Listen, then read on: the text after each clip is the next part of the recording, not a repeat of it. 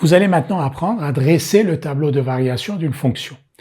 Un tableau de variation, c'est un tableau qui permet de visualiser les intervalles sur lesquels f est croissante ou décroissante. On nous donne une fonction f, on va donc montrer comment dresser un tableau de variation sur un exemple. On nous donne une fonction f, et ici sa courbe représentative. Cette fonction f, elle est définie sur l'intervalle -3, 5. On va segmenter sur -3, 5 en petits tronçons sur lesquels f est soit croissante, soit décroissante.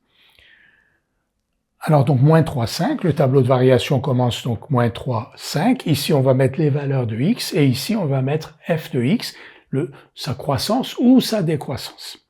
On commence en -3, la courbe monte, la fonction est donc croissante, elle monte jusqu'ici, donc jusqu'à l'abscisse 0. Donc entre -3 et 0, la fonction est croissante. On va l'écrire là, entre -3 et 0, la fonction est croissante, on met une flèche qui monte. En -3, f de -3 est égal à 0. Et en 0, f de 0 égale à 3. Donc sur le segment -3, 0, la fonction est croissante.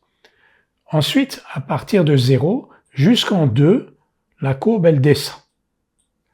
Donc on va l'écrire, entre 0 et 2, la fonction est décroissante. La fonction est décroissante.